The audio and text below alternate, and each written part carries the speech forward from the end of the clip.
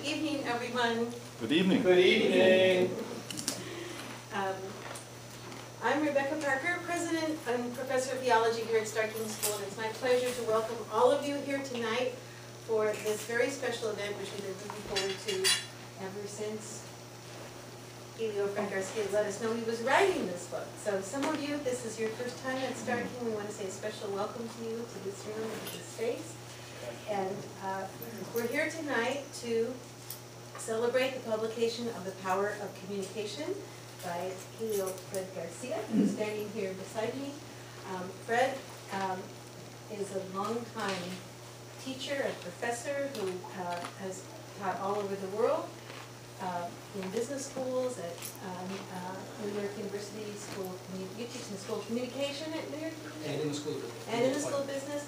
Most recently, he's been teaching in China, and he also teaches for us here as an adjunct faculty member with a special focus on preparing progressive religious people to be able to interact with the media in ways that will amplify the voice of progressive religion and progressive religious values in the public sphere in connection with pressing social issues. So some of you who are here have had a chance to study with him.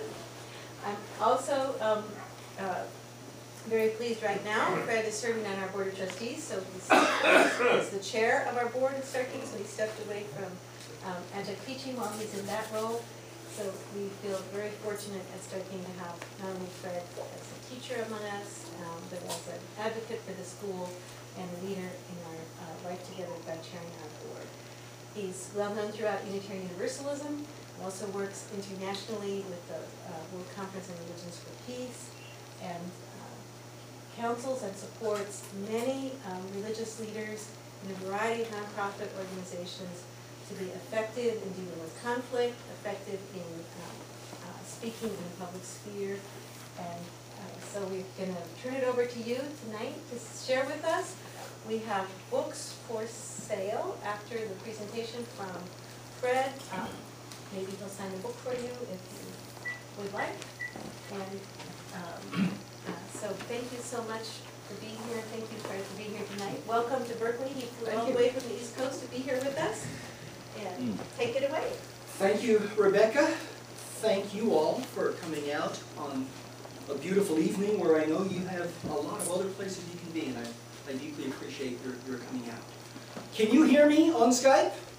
Yes, thank you, and I appreciate you standing out of the slide, because then I can actually see you too. Great. I will do my best to remember, but thank you for joining us remotely. I am delighted to see some friends whom I had the honor of having in class when I was teaching the course that I call Preaching Beyond the Pulpit, Media Skills in Public Ministry, that the GTU insists on calling Media Skills in Public Ministry, because they put facts before frames, and we know that frames have to precede facts, which we'll talk about later today. All right. I'm also delighted to see some old friends and also to see some new faces, and I look forward to the opportunity to get to spend some time with you today. I have had the good fortune to work with lots of different kinds of organizations over the years. And I have been fortunate to work with organizations that have allowed me to harvest learnings that can be applied elsewhere. And it sometimes comes as a shock to my corporate or military clients to discover that I am a flaming progressive. And it often comes as a shock to my progressive clients and students and friends to discover that I work with big corporations and with the military. I harvest the learnings where I can and share ways to apply those learnings so that we can be effective at winning hearts and minds. All of you who have taken the Preaching Beyond the Pulpit course will find the contents of The Power of Communication to be familiar, but not identical to what we covered. Those who are new to The Power of Communication, thank you for coming to The Power of Communication. The Power of Communication intends to do three things.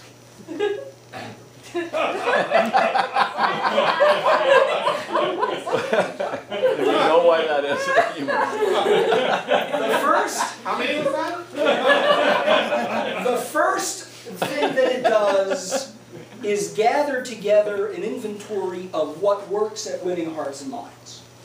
So it's about what works and some of the intellectual underpinnings of why it works, and examples, mostly from corporations and governments, of leaders exercising effective communication and winning hearts and minds, or leaders exercising ineffective communication and losing hearts and minds. But it starts with what works. The second thing it does tends to horrify Unitarian Universalists. Whether it horrifies you is up to you. For the last 21 years, one of my clients has been the United States Marine Corps. And I prepare every officer in the Marine Corps to deal with things that happen in combat that are really horrible, and to take accountability and responsibility and to resolve difficult challenges in combat and in other difficult situations by doing the right thing and then telling people what they're doing, to hold themselves and their units accountable for the behavior of those in the chain of command, up and down the chain of command.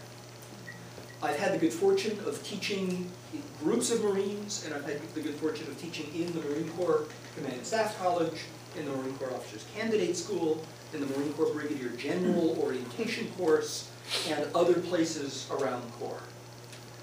In the process of doing that, I discovered a slim volume called Warfighting, whose subtitle is United States Marine Corps Doctrinal Publication Number 1.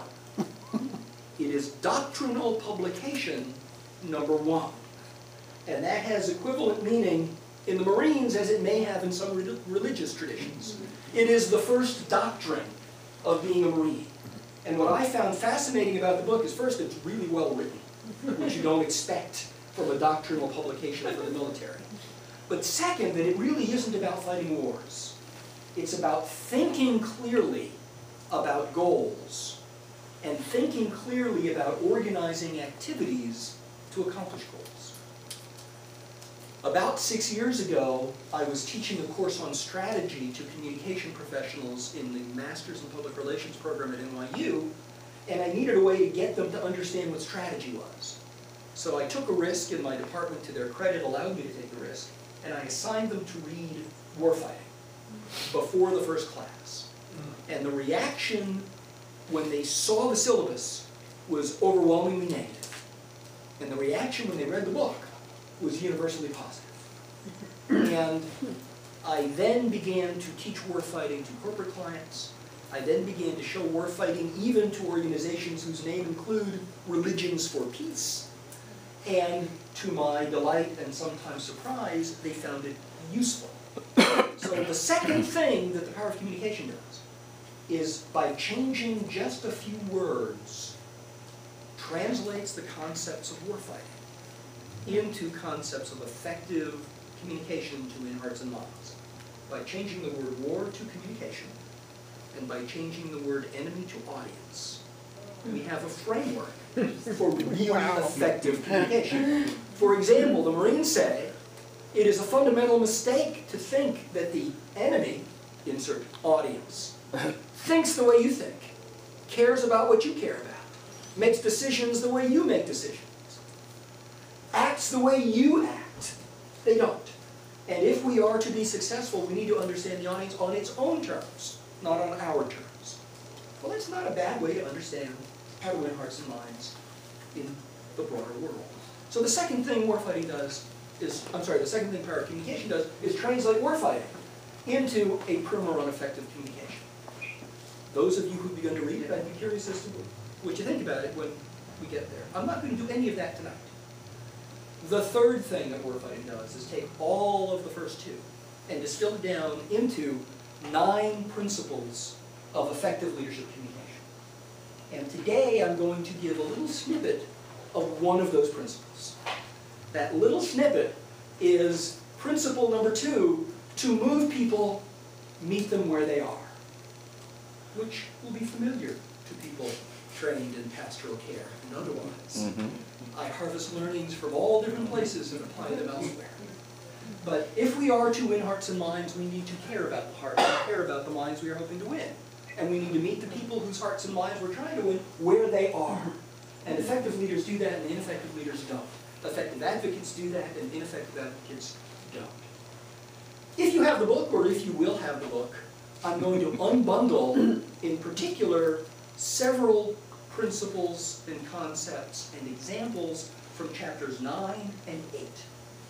And in particular, today we're going to talk about, if we are to win hearts and minds, we need to start by understanding the human brain. If we are to win hearts and minds, we need to start by understanding the human brain.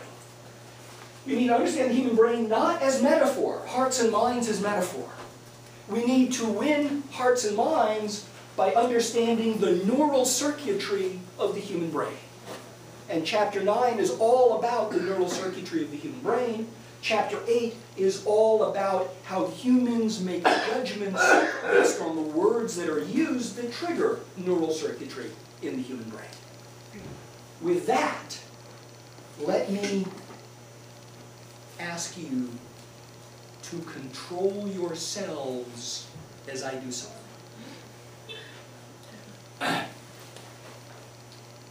We're going to cover 3 things having to do with the human brain. We are going to first talk about how people are wired to connect with each other. Second, we are going to talk about how we can make sense of sensory stimulus and sensory stimuli of various sorts. And third, we are going to talk about how to manage meaning. Whoops. Let me get back. How to manage meaning by using framing as the device to help people understand the way we want them to understand. Sorry? Also known as theology. And framing. Thank you. I harvest learnings wherever I can. So let me ask our friend on Skype, can you see what I'm holding up? Maybe a lemon or something? Lemon? Yeah. It is in fact a lemon. Earl, can you affirm that that is a real lemon? Yes. Yes, thank you. Okay, so here's what I'm going to ask you to do. We trust Earl. I'm going to ask you to control your body. I'm going to ask you, whatever you do, to keep your mouth dry. I'm going to ask you, whatever you do, to keep your mouth dry.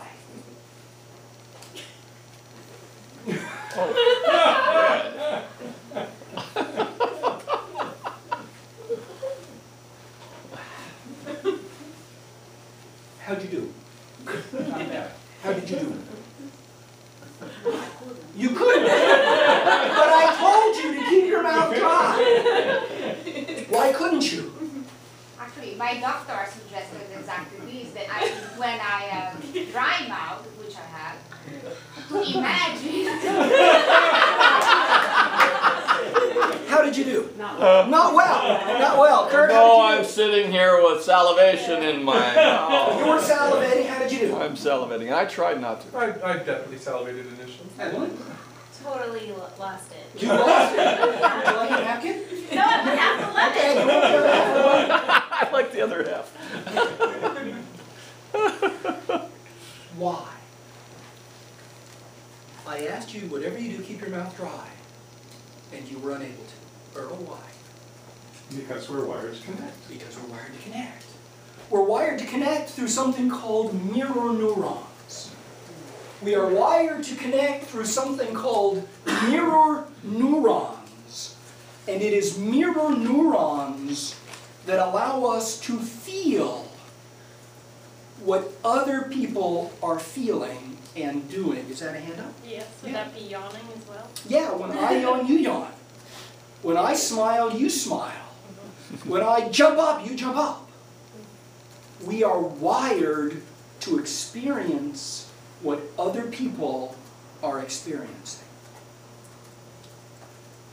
That is known as empathy from two Greek words, or one Greek word with a prefix, that means to feel with someone. That mirror neurons are what make it possible for us to feel with others. And if we are to be effective advocates, if we are to be effective activists, we need to know that other people feel what we feel, and we need to use that knowledge by triggering the appropriate physical reaction in people. We need to trigger the appropriate reaction in people, and we need to begin by recognizing that it is all about emotion and feelings and not about intellect. What empathy allows us to do is to experience others' feelings, others' emotions. We need to second that emotion. We need to find ways to connect with each other, initially emotionally. As we look at advances in neuroscience over the last 15 years, we can see a revolution taking place in our understanding of the human brain. And increasingly very smart people are concluding that since the Reformation we have been deluding ourselves in thinking that intellect is what drives people and what fosters change and what allows people to move with us to some end, that we increasingly are coming to recognize that however important intellect may be, it isn't sufficient. And we have overweighted the significance of intellect in much of our advocacy. There's a very prominent neuroscientist at George Washington University named Dr. Richard Restak, who's done a lot of work in this field, and he concludes that human beings are not thinking machines. Rather, human beings are feeling machines that think. And if we are to be effective activists, we need to recognize that human beings feel first and then think. If we are trying to get people who are scared to support a policy they don't understand, using intellectual argument will not work. It may make us feel better, but that's not the purpose of activism. If we are to move people, we need to recognize that they can only move emotionally if they're having an emotional reaction that is negative. We can't meet emotion with intellect, we have to meet emotion with emotion. We are not thinking machines, we are feeling machines who think, but we feel first and then we think. And we can't get people to think if we don't get them to feel with us first. The best place to sit is over here because there's a lot of video. If you sit over there, you won't see anything. This is the group for Course in Miracles. No. It is miraculous, but no. I bet it is. Yeah. Yeah, that's right. That was really awesome.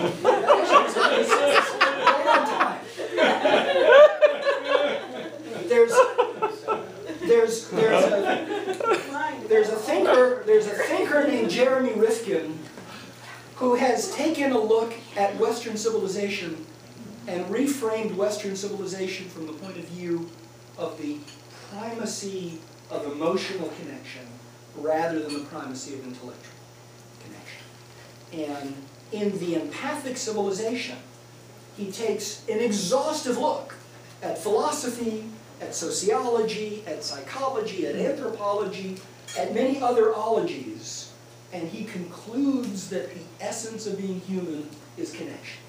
Here's a little bit of Jeremy Rifkin on the power of feeling with others.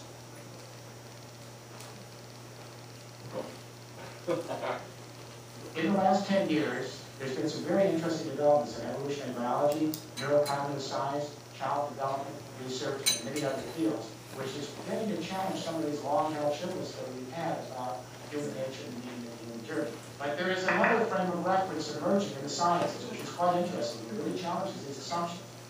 And with that, the institutions that we have created based on those assumptions, our educational institutions, our business practices, our governing institutions, etc. Let me take you back to the early 1990s. Sleepy little laboratory in Parma, Italy. And scientists had an MRI brain scanning machine on a macaque monkey, as the macaque monkey was trying to open up a nut. They wanted to see how the neurons would light up. So the monkey's trying to open up the nut, the neurons light up. And just by serendipity, and this is how science sometimes happens, a human being walked into the laboratory, I don't know if it was by mistake, and he was hungry, he saw the nuts and opened up one of the nuts and tried to crack it open. The macaque monkey was totally shocked because who was this invader in his laboratory? And he didn't move, he just gazed at this human trying to open up the nut, just like he had done a few seconds earlier. And then the scientist looked at the MRI brain scan, and the same exact neurons were lighting up when he observed the human being opening the nut as when the monkey opened the nut. And the scientists had not a clue as to what this was. They thought the MRI machine had broken. Then they began to put MRI brain scanning machines on other primates, especially chimpanzees with our big neocortex. Then they went to humans. And what they found over and over again is something called mirror neurons. And that is that we are apparently soft-wired, some of the primates, all humans. We suspect elephants. We're not sure about dolphins and dogs. We've just begun.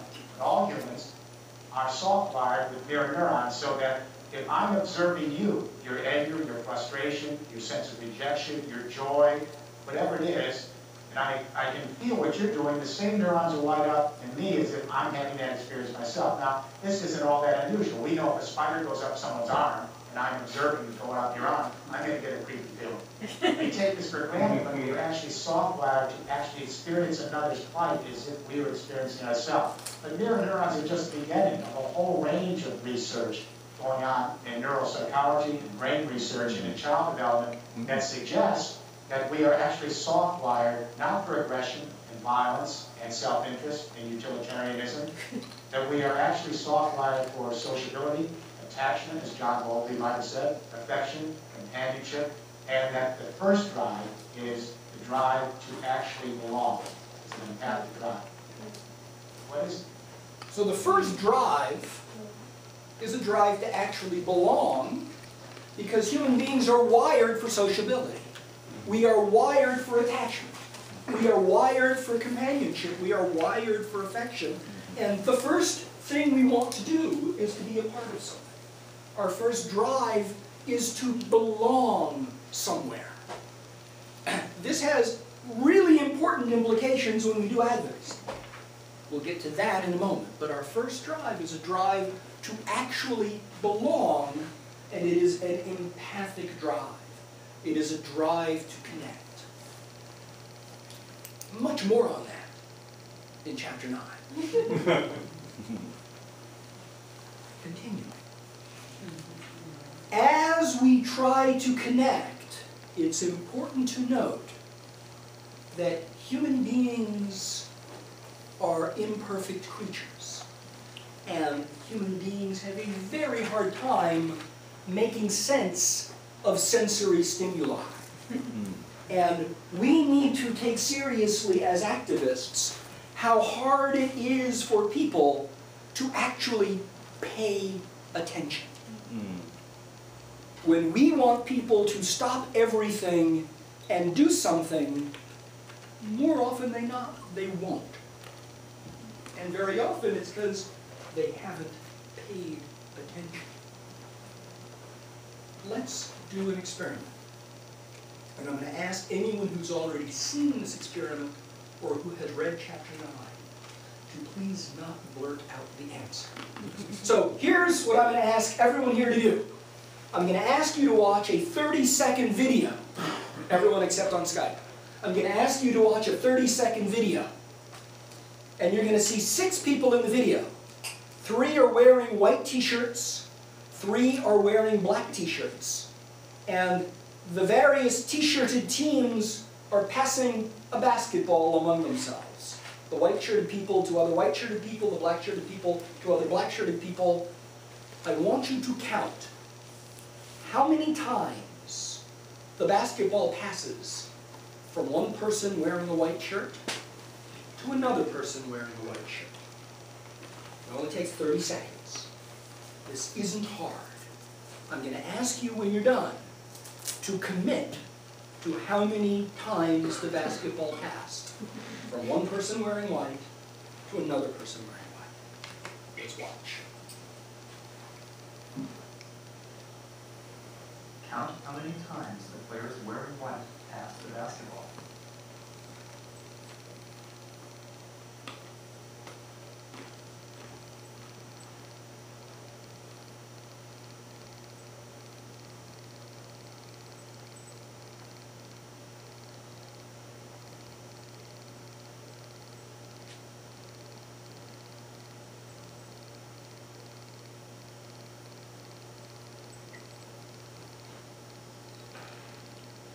How many passes did you count?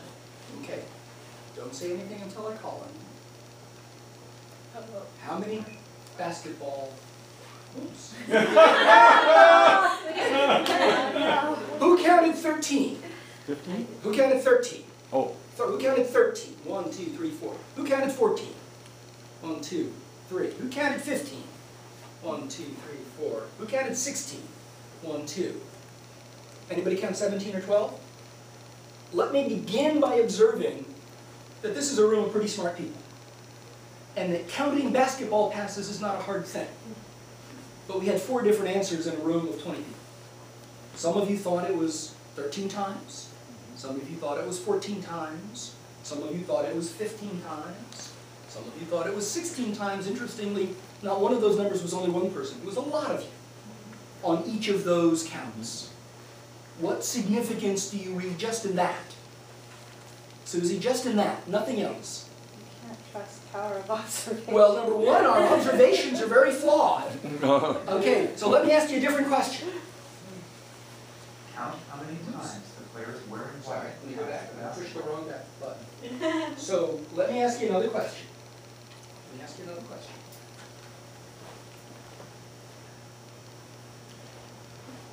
Did you see the gorilla?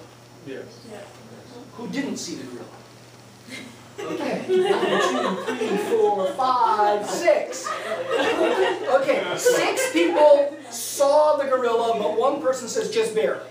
Yeah. Hold on. Wait. I'm sorry? saw the what? I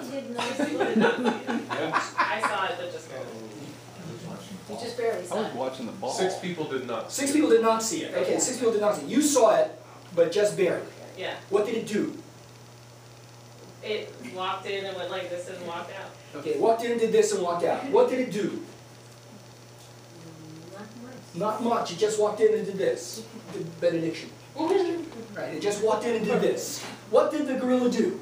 It danced. It danced. Okay, then. Okay. Who didn't see the gorilla? Susan, you did not see the gorilla. Stuart, you did not see the gorilla. You did not see the gorilla. Okay. Would you like to see the gorilla? Yes. Let's see the gorilla. Yeah, I'm like really interested. Oh my God! Whoa! And he came back! No, get out. Yes, in his chest, that's right. It didn't do that. Research by Daniel Simon and Christopher Sabree and his copies. So, 6 of you didn't see the gorilla at all. And some of you saw the gorilla did not see it do this. You thought it did this. Susie, what do you make of that? I am impressed with my ability, or lack of observational skills. There is none so blind as he or she who will not see. Or is trying to count basketballs. Right? So, yeah. Question on the methodology of the question asking. Yeah. You had spoken the question to include the phrase, how many times do the people wearing white pass the ball to people wearing white? But on the slide, it just said how many times do the people wearing white pass the basketball. You had also included the information for us previously that the people wearing white only pass to people wearing white. But I'm interested to know if the change in wording of the question was intentional as far as an attempt to distract us or Yes. potentially. Yes, the answer is every time